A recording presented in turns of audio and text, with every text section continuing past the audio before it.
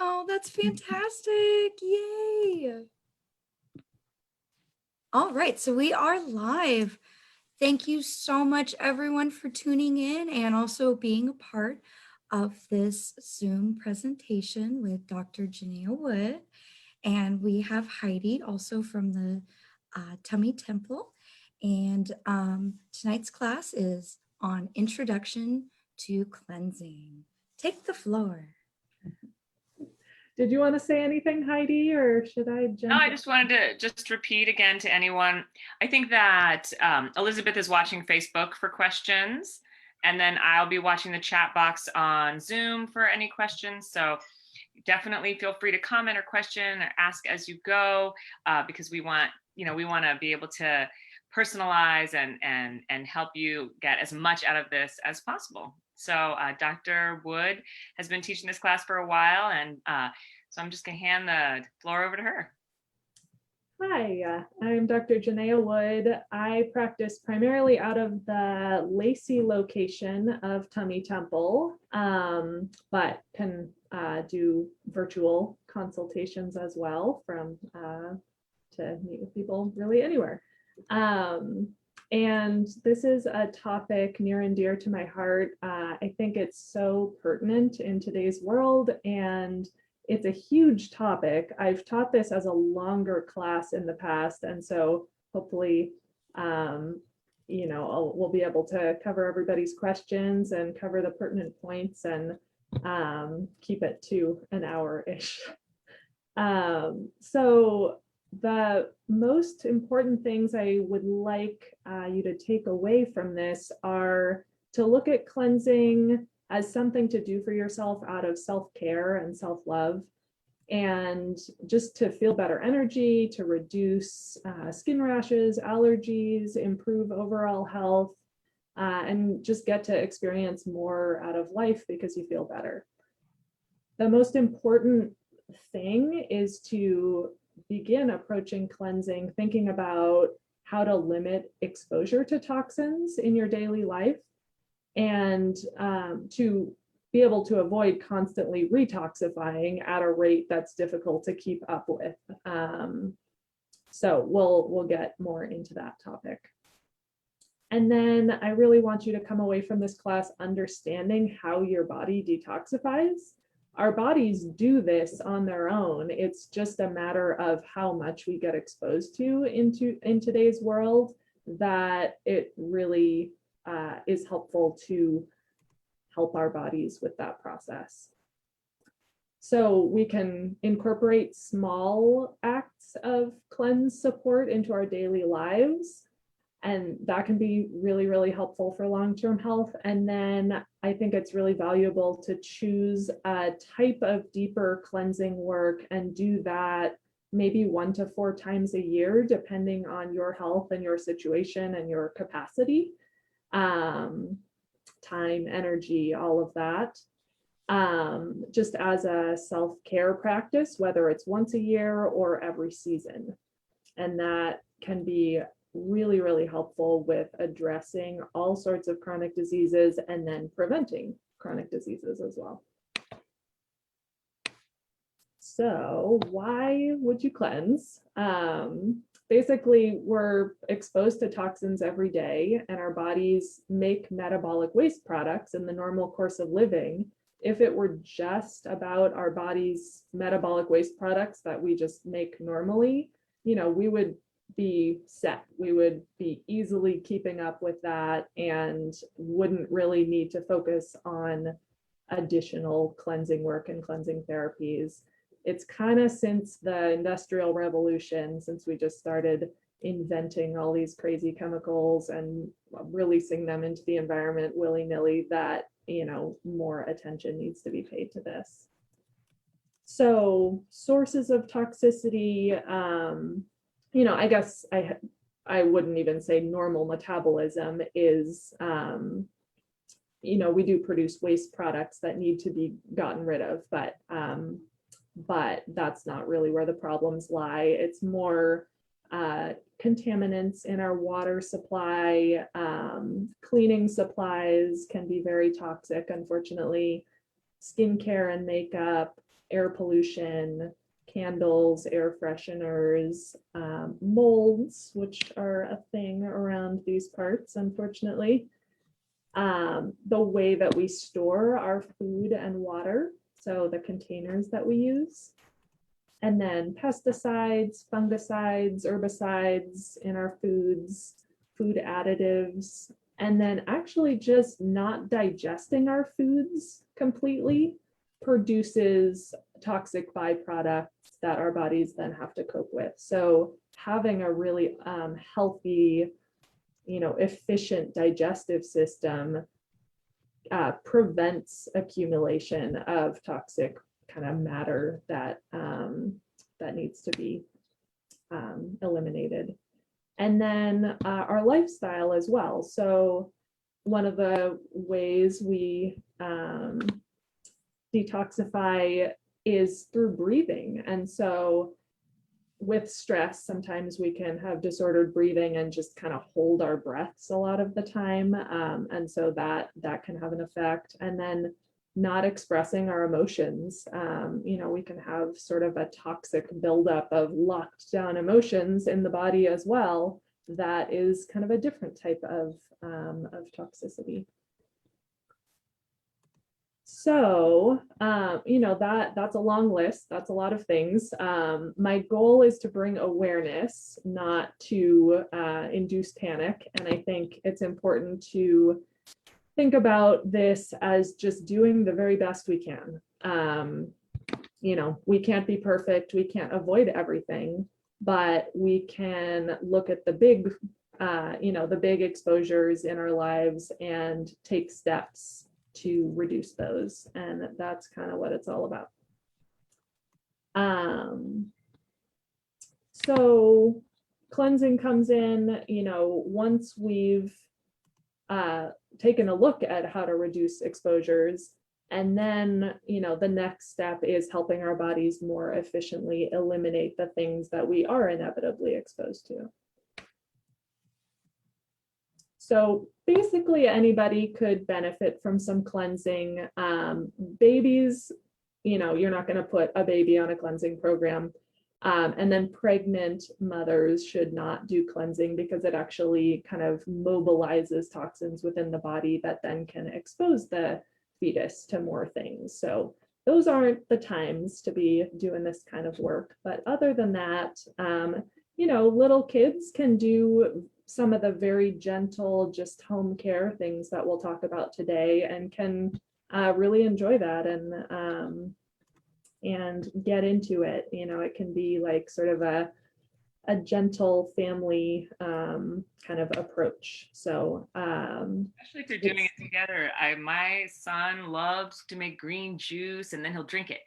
If I just buy it, then he's like, But I think it's important to note that if you're trying to get pregnant, it's really actually very helpful to do some cleansing before trying to get pregnant, because you will be passing on a lot of the toxins in your body to your baby. So a lot of people, both partners, both of the people being involved in the pregnancy, doing cleansing beforehand can be really, really helpful. Absolutely. And there is a study that gets referenced a lot. I'm sure it's been updated and it's probably worse now, but in 2004, there was a study looking at cord blood from babies and analyzing it for chemicals. And an average of 200 industrial chemicals and pollutants was found in the cord blood from each of these babies. So yes, doing some gentle cleansing work, a couple months before starting to get pregnant, and then giving it a buffer of a month or so to just like let everything settle back down. So, things are not super mobilized in your system while trying to conceive. That's a great way to go about it. So speaking of kids, someone is asking a question about teens and acne, and does cleansing help reduce acne? Absolutely, yes. Probably like the things I think of immediately, if someone comes in to see me to work on acne or allergies, Cleansing is pertinent with many, many health conditions, but those are the top two where I'm like, absolutely, we need to start here. So yes, for sure. So the next topic that I was going to discuss was specific signs and symptoms that can point to a need for cleansing. And literally the first thing, partially because it's alphabetical order, is acne, followed by allergies. Other signs and symptoms are asthma, eczema, diabetes has a huge component of environmental toxicity and can get so much better. I'm more talking type 2 diabetes, just to be clear there. And then headaches, migraines, autoimmune diseases, digestive disturbances of all kinds, really. And then varicose veins and hemorrhoids can be a sign of some kind of functional congestion in the liver. So one way that I like to talk about cleansing and understanding how the body detoxifies is the topic of emunctories. So that is an old school naturopathic term, and it refers to an organ that carries off waste. So we have a number of organs that fit that description. And it's important to understand this concept because it's one of the ways that people differ in which body systems need support. So not everybody is going to have the same kind of level of function in different organ systems. And so one person might be have a really healthy, totally functional liver, but their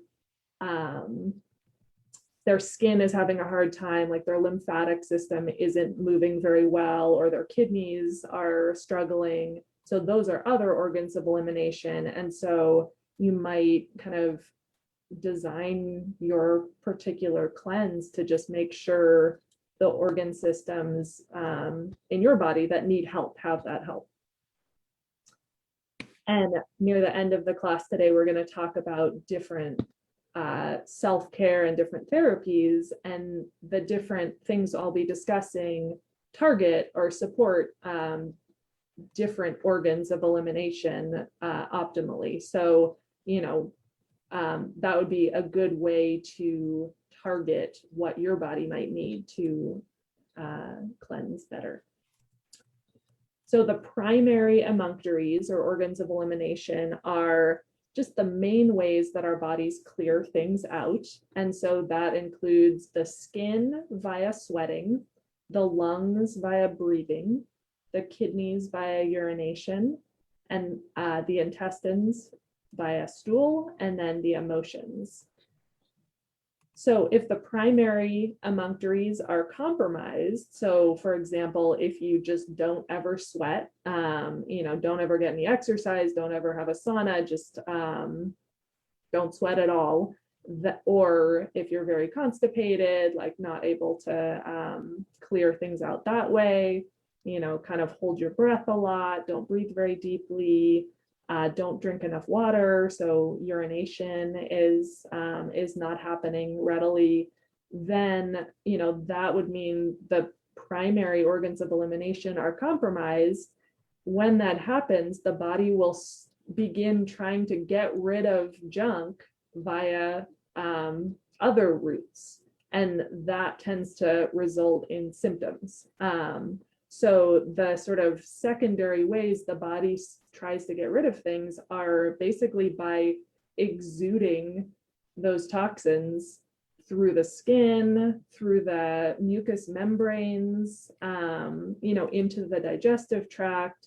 So not in a very helpful, functional way. It's still, our bodies are doing their best to clear things out, but it's in a way that we don't really like because it produces discomfort and unpleasant side effects. So that might look like acne, like all those zits are your body kind of trying to exude things that aren't getting out other ways. And so that can also be you're being exposed to too many things, and the balance is just off, even if you are going to the bathroom enough and sweating and all of that. But then sometimes it also is, those primary organs of elimination aren't functioning optimally. So, other ways that can present are frequent vaginal infections, frequent urinary tract infections, a lot of mucus in the stool, and then those skin eruptions like acne or eczema. So an example of a well-intentioned but sort of counterproductive treatment is when we try to treat eczema by suppressing it with steroid cream.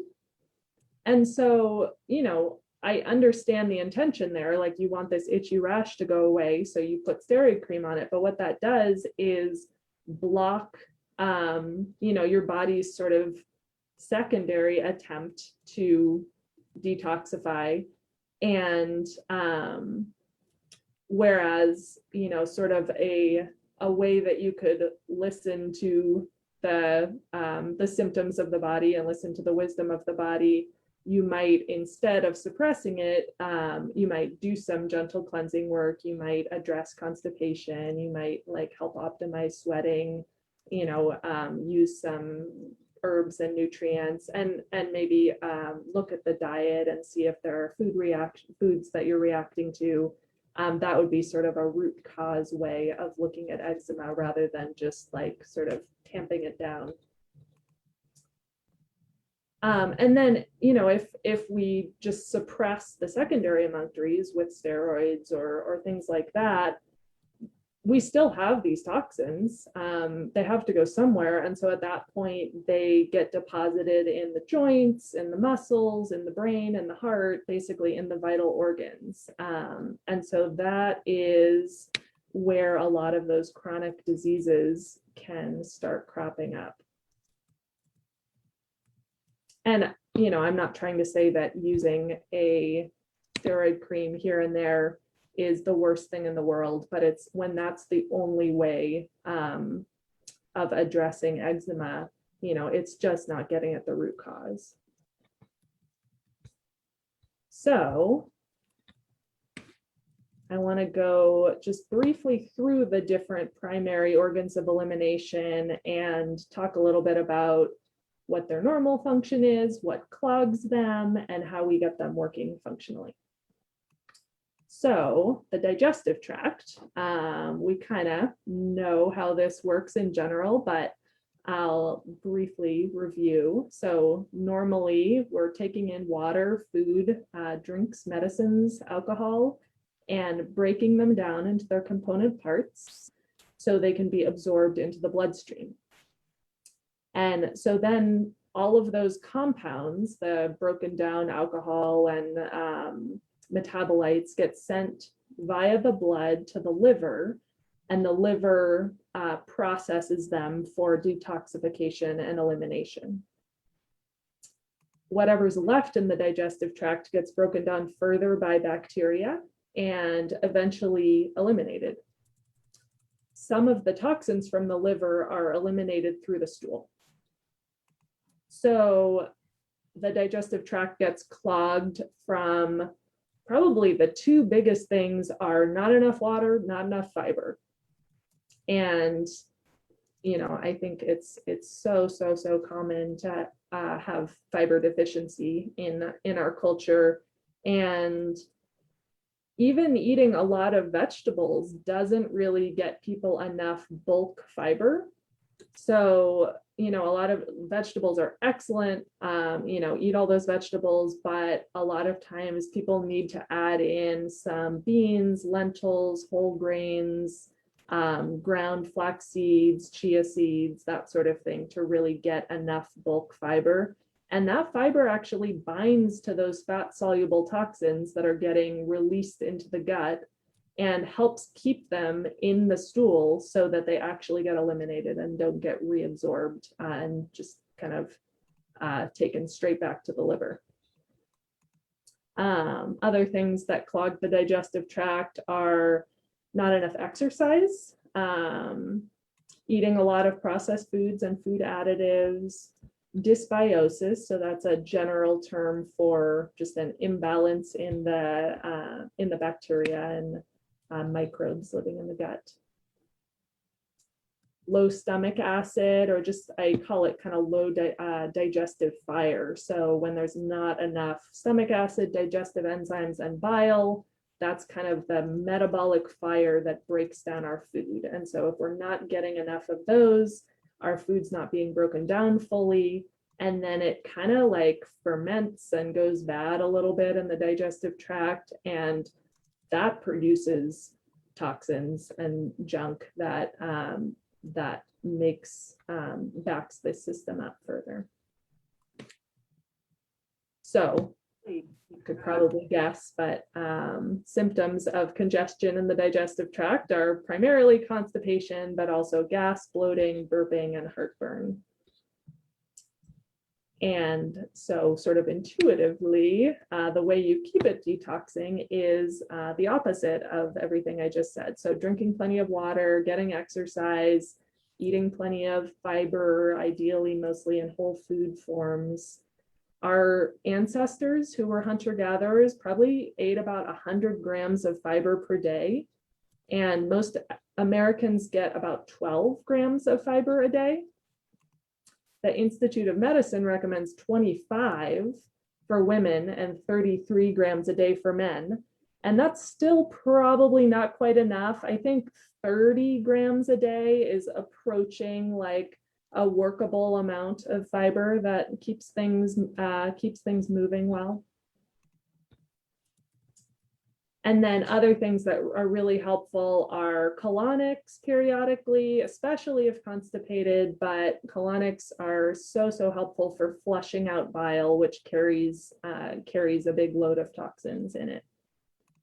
And then things like magnesium citrate is a great, just really simple osmotic laxative. You can just modify the dose up and down. The one we use is called Temple Calm. And we also have an herbal stool softener called Daiju that works really well, is very safe. And then probiotics can be helpful as well, like Temple Biotic, to rebalance that microbiome. Any questions so far? Always amazing because of all the things you're supposed to do kind of work in multiple ways to help multiple things. So if you eat more fiber, that feeds the good bacteria.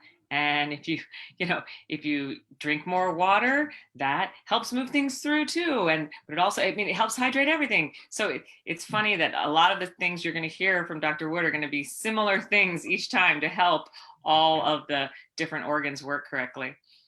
And as Dr. Wood is mentioning things throughout the class, I'm going to just throw up a link to a collection of items that she's going to talk about throughout the class. And it links you to show you all the different things she's mentioning, so you don't have to remember them all.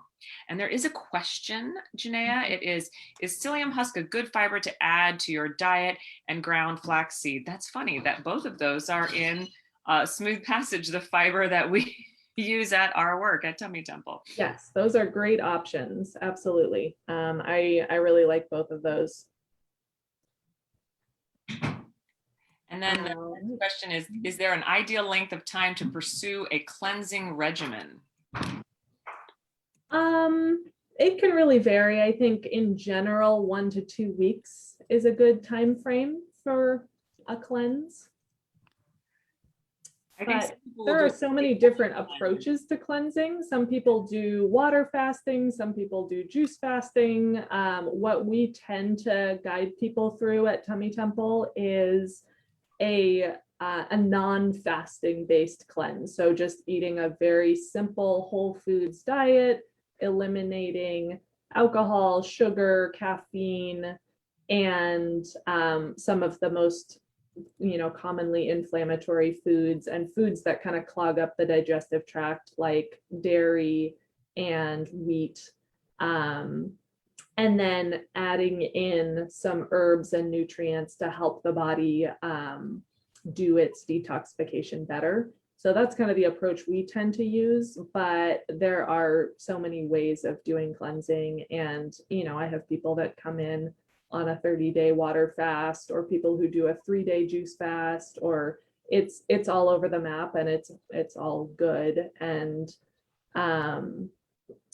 I think it depends on the person. One person who it would be a disaster to do a 30-day water fast. That works great for another person. So I would never do a 30-day water fast without having care from a doctor. yes, good point. Did that cover the question? Was there anything else? All right, I'll keep moving. So the liver is such a crucial organ. So it does like 1,000 tasks. I am not even exaggerating. It does so many things. From the perspective of this class, we're kind of talking about its roles as a filter and a system to process and eliminate toxins. So in that capacity, it filters toxins out of the blood, performs a series of chemical reactions called phase 1 and phase 2 detoxification to make those toxins more water soluble so that they can be released into either the urine or the stool to be eliminated. It also, among the 1,000 other tasks are storing vitamin D and vitamin B12, producing cholesterol, regulating blood sugar and storing sugar so that we can maintain steady blood sugar between meals, and countless other things. So the things that clog it are really all those chemicals in the environment. Alcohol, of course. Tylenol is not a friend of the liver. And then air pollution, water pollution, pharmaceuticals, not saying that pharmaceuticals are evil, just that when we get exposed to a lot of them, it is extra work for the liver. Food additives, excess sugar and junk food, smoking, and then inadequate sleep actually really affects the liver. The liver does a lot of its work while we sleep in the night. Chinese medicine practitioners have known this forever, and in Chinese medicine we discuss it's considered that 1 a.m. to 3 a.m. is the most active time of the liver. And so getting to bed on time can give the liver extra, time and capacity to do its valuable work. There are actually studies in mice that show that the liver grows in size by 40% during waking and feeding hours, and then shrinks back down to baseline during sleep on a 24-hour cycle. And this pattern doesn't happen anymore if the sleeping and feeding times don't follow a regular, steady pattern. So, and there have been small studies in humans that show a similar pattern. So that correlates with our understanding that the liver operates best on a steady cycle of regular sleep times and regular meal times. The body really likes consistency, consistent patterns that follow the circadian rhythm, so day-night cycles. And things like international travel, shift work, irregular meal times, and disrupted sleep interfere with that. So how do we keep the liver working optimally? We want to reduce exposure to environmental chemicals, minimize alcohol intake, keep that diet healthy and clean, and minimize processed foods and food additives. Get at least 7 or 8 uninterrupted hours of sleep per night. And sometimes people struggle with that, and that's a good reason to seek out help to help support that. Castor oil packs are a great home remedy for supporting liver function. We actually have a question about that. Mm-hmm. And the question is, are castor oil packs for the liver and the thyroid considered gentle, or is this aggressive? And can I do them weekly, or do I need to reserve this for when I'm cleansing? They're very gentle. They can be done multiple times a week safely. You can do them, you could do them like 2 or 3 times a week ongoing, or just during a cleanse. It's a very gentle treatment. The best I've been able to look into exactly how it works is that the castor oil, it absorbs into the skin and stimulates increased activity of the white blood cells in the lymphatic system. And so part of how that works is that one of the populations of white blood cells that make up our lymphatic system are sort of like little Pac-Men that go around munching up toxins that are kind of in the tissues of the body, between the cells, in the skin, in the muscles, and take that back to the liver for processing. And there are probably other ways that it specifically affects the liver that, we haven't been able to put together studies to elucidate yet, but I find it to be such a good, helpful, restorative home therapy for cleansing, and yeah, totally a safe thing to do just in your daily life as one of those gentle ongoing cleansing therapies. So that sparked another question, which is, if you're doing castor oil packs, should you take herbs like milk thistle, or should you take extra fiber or something else to remove the toxins while you're doing this? Because it seems like you're kind of stirring things up. So do you need to take something else along with it? As just a normal ongoing cleansing therapy, I would recommend just making sure you're getting enough fiber in your diet, and that will take care of, keeping toxins in the digestive tract that are getting released there, and helping get those out of the body. It's not intense enough cleansing therapy that you need to do much more than that. So yes, I know you don't need to take milk thistle. Actually, so one of the questions that I received ahead of time was about milk thistle and how does that fit into cleansing? And I would say milk thistle is a really incredible, powerful herb that is primarily focused on protecting the liver from harm, from oxidative damage, from chemicals, from stresses. It has proven helpful in helping prevent liver failure when people were poisoned by completely toxic mushrooms. So it's a powerful herb, and it's not the herb I think of immediately for encouraging that phase 1, phase 2 detoxification during a cleanse. So that's more something I would recommend taking ongoing between cleanses, and then maybe not actually during a cleanse. Maybe focus on other herbs and nutrients during a cleanse that help your body kind of go into that cleaning house mode. Whereas milk thistle is especially good at stabilizing, protecting, healing. So hopefully that kind of answers that question. And then another question I had received ahead of time about castor oil packs was, do you need to use heat with a castor oil pack? And you don't.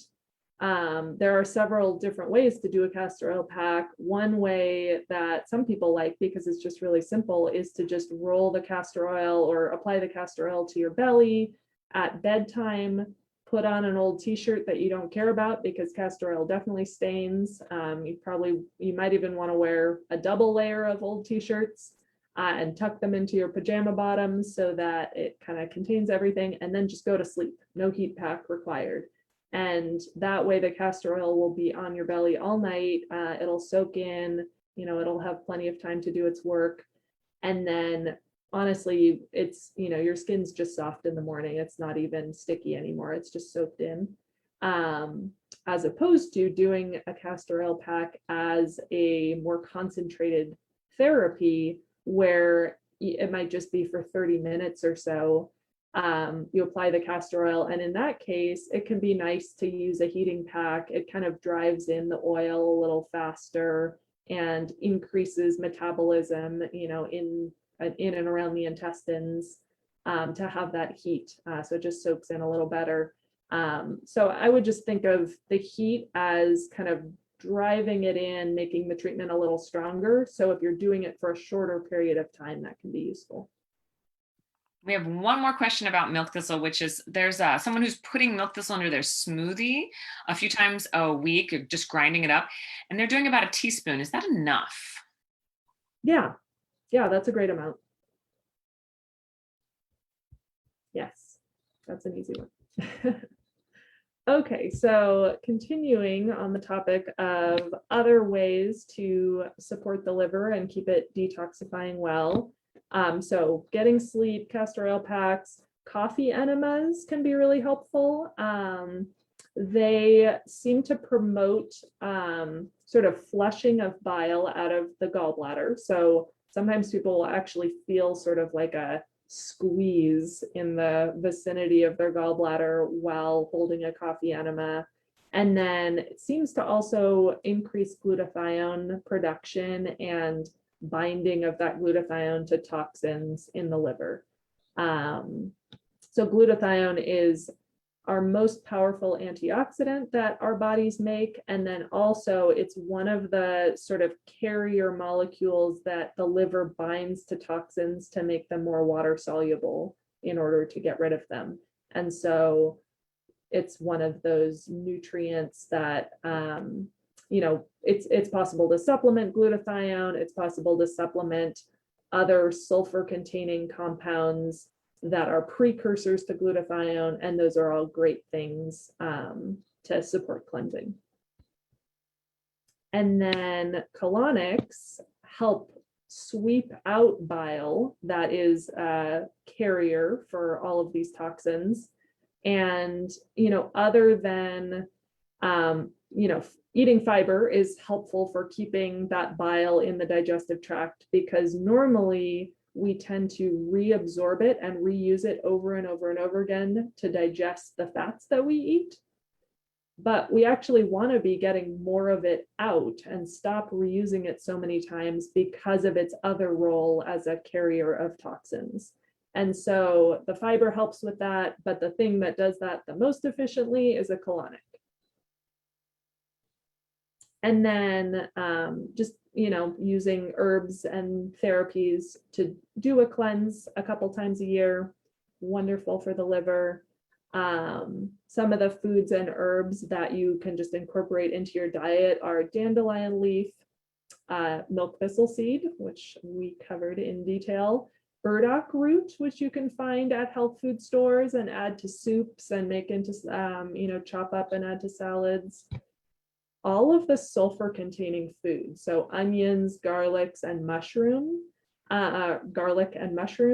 all are sulfur containing foods, and that sulfur helps our bodies make glutathione.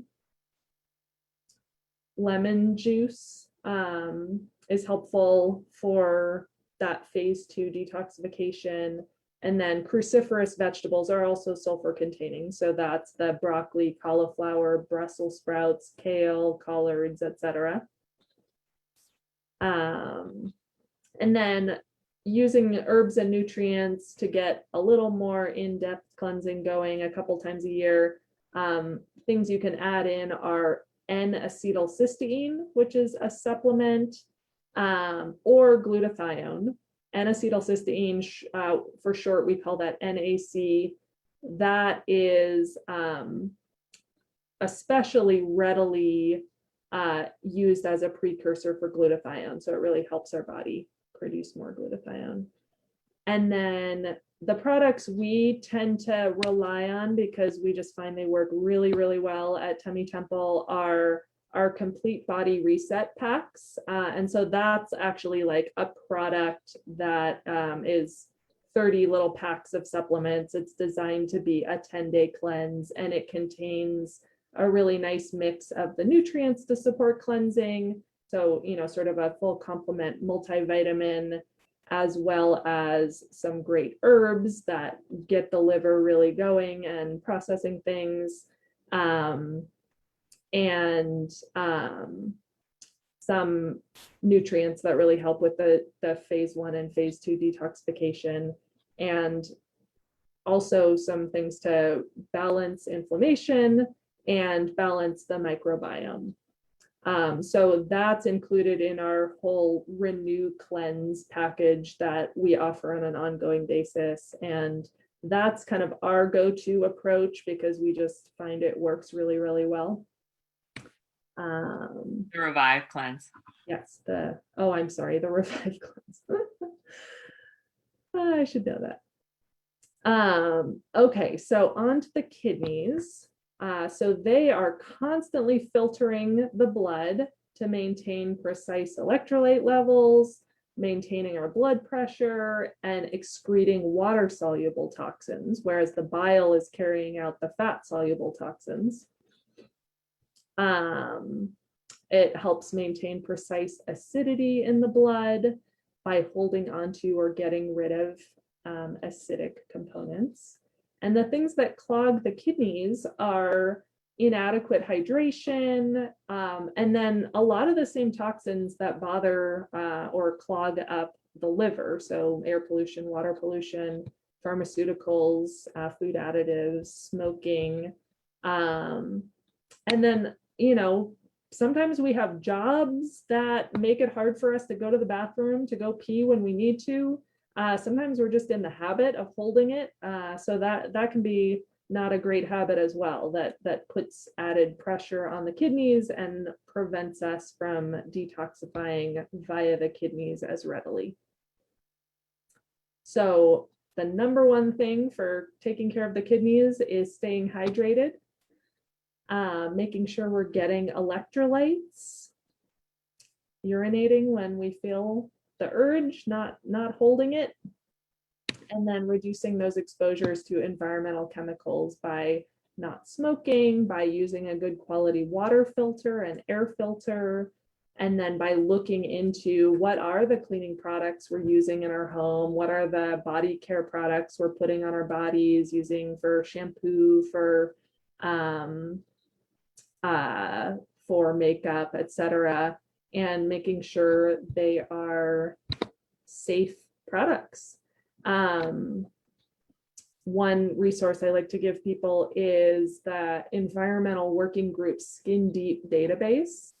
You can just Google Skin Deep, and it is a huge database where you can look up your laundry detergent, your makeup, your body care products, and see how they rank as far as toxicity or safety. So they rank everything on a scale of 0 to 10, 0 being completely benign, 10 being very, very toxic. And I generally recommend, things that are rated 3 or below, but no higher than 4.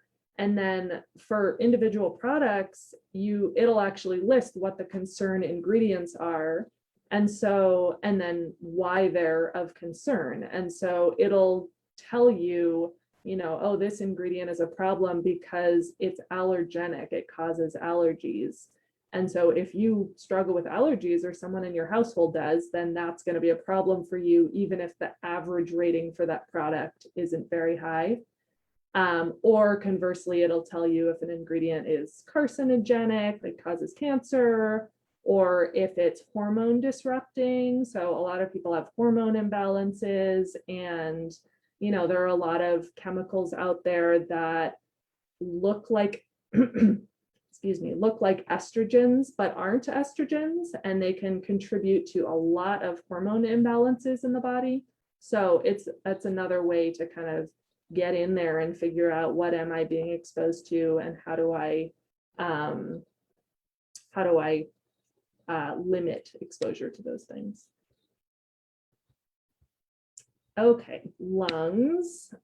So take in oxygen, eliminate carbon dioxide, and ways that can be restricted include shallow breathing, and then just air pollution, smoking, and just breathing in smoke from wildfires.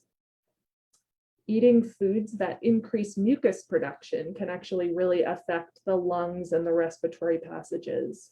So this can vary from person to person, but dairy is a common one, and cane sugar is a really common one. Those are the most common culprits that I see. And then some people can just have lung disorders that increase their risk of having a lot of mucus. So it sounds obvious, but one of the best things you can do is just focus on breathing. It, especially in a year like this year, it can become so easy to breathe really shallowly out of stress and anxiety. And so having a breathing practice, a meditation practice, focus in on deep, steady breathing is a really valuable thing from all the perspectives, but including from the perspective of detoxification. And I should also point out that the liver does not do detoxification very well when we're in a stressed out fight or flight state. And if you think about it, it makes a lot of sense. If you are feeling under threat, it's just not a priority to detoxify. You know, you have to get out of danger, you have to run away from the tiger. And then when you're relaxed and calm, the body can work on clearing out excess toxins. So just in general, if you're planning on doing a cleanse, do your best to plan it at a time when you can sleep a little bit more and, you know, take a minute to meditate here and there. You know, try not to plan it on the week when you have a major work deadline or have some major stressful thing going on. And then NAC, N-acetylcysteine, that we discussed before for liver support, is actually very, very helpful for the lungs as well. In higher doses, it actually thins out and breaks down mucus. It's sort of like nature's Mucinex. And then it's that precursor to glutathione, and glutathione in its antioxidant protective capacity is especially protective of the liver, the lungs, and the brain. And so that's a great one for the lungs. And then so the skin modulates temperature of the body by controlling how much blood flows through the vessels closest to the skin, and also via sweating, controls moisture loss.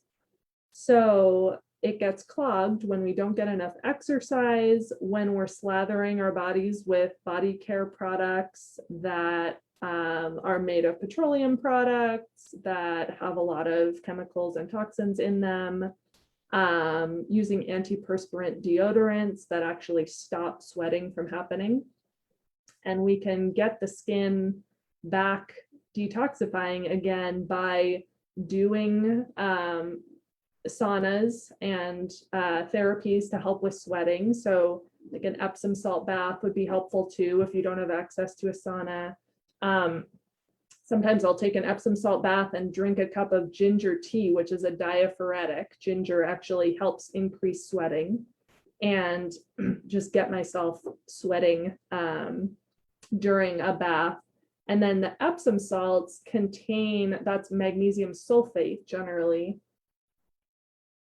And so you can actually absorb some of those sulfur molecules while you're soaking in the bath to help with that glutathione production.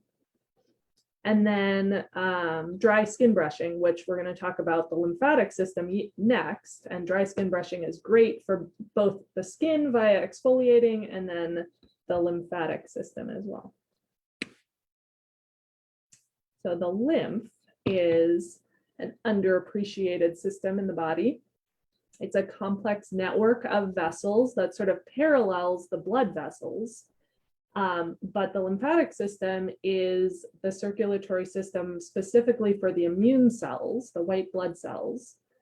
And it doubles as our immune circulatory system and then our body-wide waste transportation system that is cleaning out the spaces between the cells, you know, cleaning out everywhere. The digestive tract is our sort of like central clean out waste disposal system, but the lymphatic system does that for everything else in the body.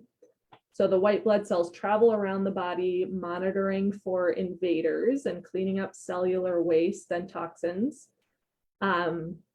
If they find something threatening like a virus, they quickly spread the word and mount an attack.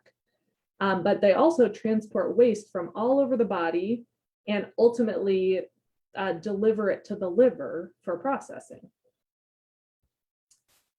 Because the lymphatic system doesn't have a dedicated pump like the heart pumps the blood vessels, it relies on the movement of the body, the pumping of the muscles to push the fluid along. So that's why exercise is particularly important for the lymphatic system. So it gets clogged from lack of exercise, from dehydration, and then from exposure to chemicals in the environment, especially body care products and things that we put on the skin that are chemical laden. And then from inadequate sleep as well, much like the liver. So things you might notice if the lymphatic system is clogged are chronic swelling. That can be in the extremities, it can be around an old injury. There are other reasons you could have like chronically swollen ankles that could be have to do with the lungs or the liver or the heart. So you want to get that checked out by a doctor and not just assume it's the lymphatic system, but that can be one major reason. Breast pain can be a simple signal that there is lymphatic congestion. And then just body aches and pains can be a sign. So besides exercise, other ways we can keep the lymph moving are dry skin brushing. I did want to mention that Tummy Temple has a great YouTube channel, and we have really great videos on there on doing dry skin brushing and doing castor oil packs and doing coffee enemas. So if you want to learn more about any of those things, you can just search for those on our YouTube channel and get that resource. Rebounding, so basically jumping on a trampoline, is excellent for the lymphatic system. And then castor oil packs, as I mentioned before, affect the lymph. And so that's a great thing as well. And then we have a specialized lymphatic therapy called Electrolymphatic Therapy that we offer at Tummy Temple that is really powerful. It's like the deepest penetrating therapy that can target the lymphatic system. So a lot of our lymphatic vessels are right on the surface, but we have some that are deep in the abdomen, and they're kind of hard to access and affect. So it's a really calming therapy. It's sort of like a full body massage, but using gentle electrical stimulation, no shocking or anything like that. It's just that wands used over the skin to promote lymphatic flow. And then we'll use an herbal tincture sometimes called lymphatone to help promote lymphatic flow as well. All right. And then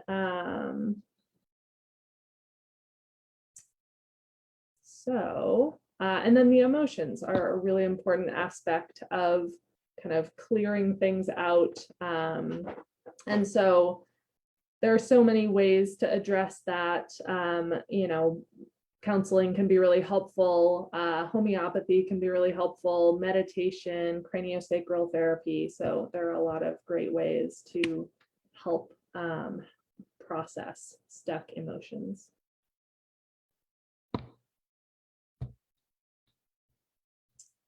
So final topic is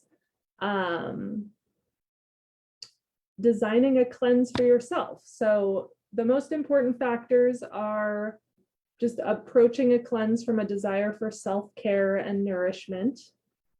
You definitely want to make sure you're not constipated. You can find yourself feeling pretty crummy during a cleanse if you're not pooping. So that's something to get some support with. Use the magnesium citrate or the Daiju or Colonics to get that moving if needed.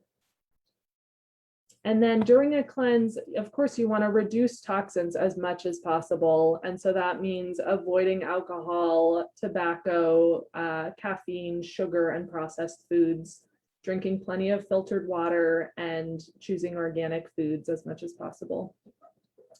Getting plenty of rest and just slowing down. A lot of times people feel more tired while they're doing a cleanse, and that's totally normal. It takes a lot of energy to do cleansing work. The body is redirecting resources toward processing toxins and eliminating them. And so, making space for that is really important. So getting extra hours of sleep, making time to rest some more than usual.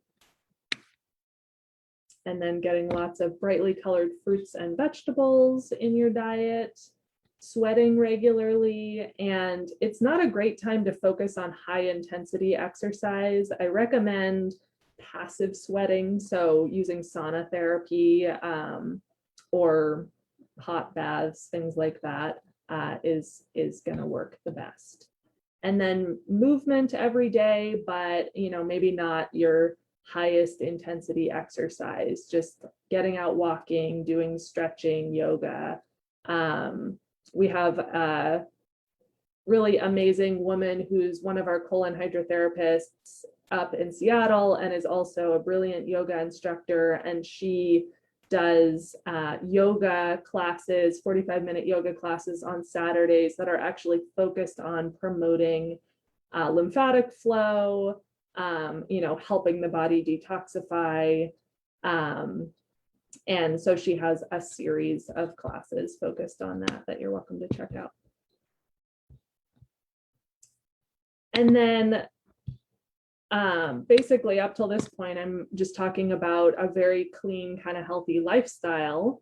So it does really help to ramp up that phase 1 and phase 2 detoxification pathways in the liver. And so the things we use for that are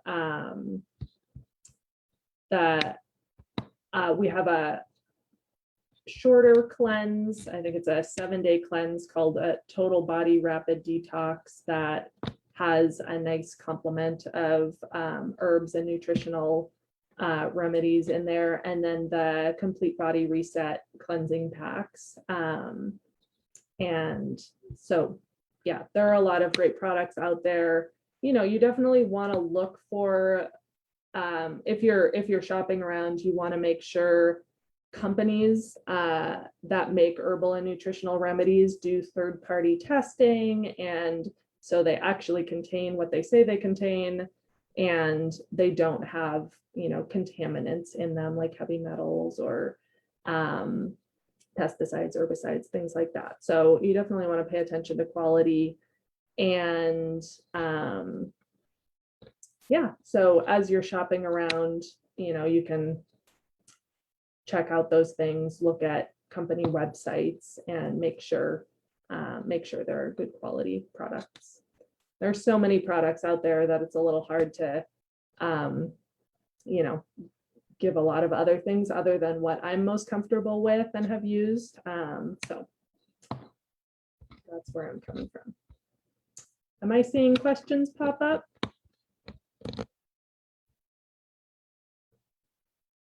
None on Facebook yet.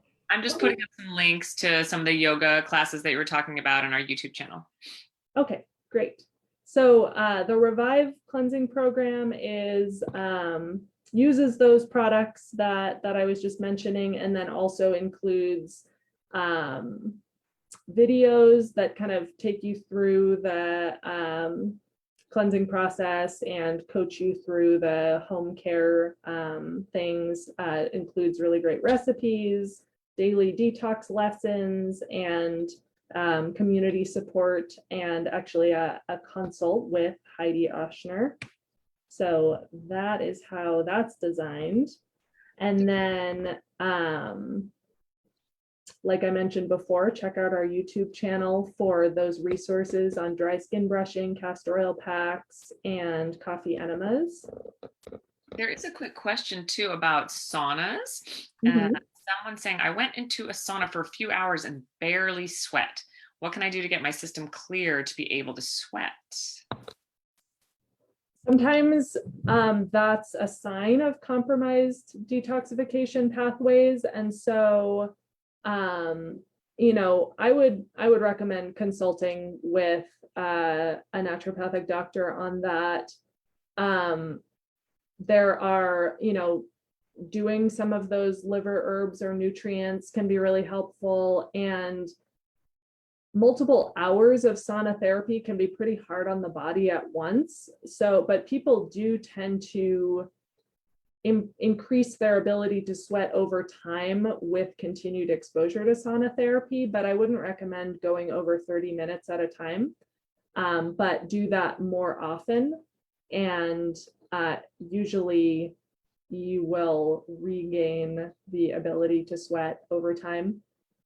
So that would be just very most basic advice, but I would, you know, schedule a consult and get more more personalized advice if you're needing more guidance on that. And, you know, for anyone who's watching this cleanse or watching this live on Facebook, we're offering 20% off any session that you book in the next week. You can just use the code how to cleanse. And that's could be a session with Dr. Jennea or in any of the sessions that we offer at Tummy Temple. And it's also a coupon code that you can use on our online store for any products over the next week to get 20% off of those. And we are going to send out a follow-up email with these resources that might be delayed a couple days, but we will send that out. And we don't opt people in automatically to our newsletter, but if you do want to receive our articles that we send out, you know, updates about other offerings or classes, discounts, things like that, I'm going to include a link on that one email so that you can opt in if you want to receive that from us. So we are at the end of the class today. I'm happy to answer some more questions if there are any before we wrap things up.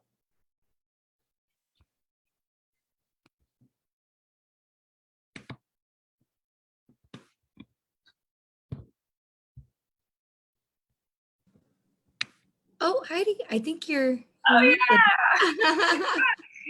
I don't see any questions. Thank you, Dr. Wood, and thank you, Elizabeth. Thank you, Marlene's Market, so much for hosting this. Yeah, thank you so much. Not a problem. Anytime. We always enjoy having you. And it looks like there is one questions on question. Facebook, so we are good. Are your programs pills, capsules?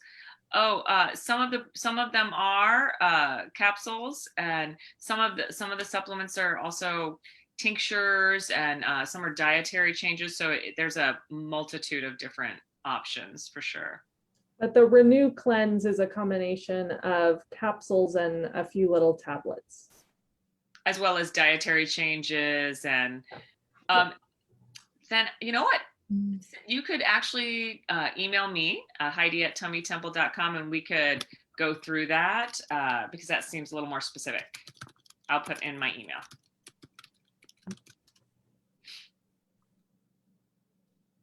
Great. Yay. Any more questions, folks, while we got the experts here?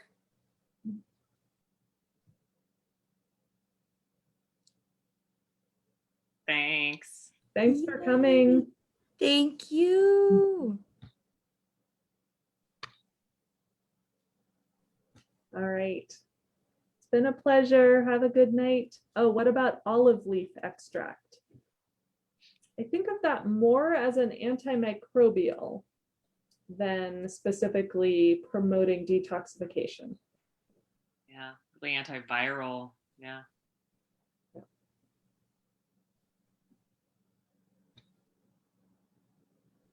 Wonderful. Thank you, everyone. I'm going to stop the live stream. Bye. Bye.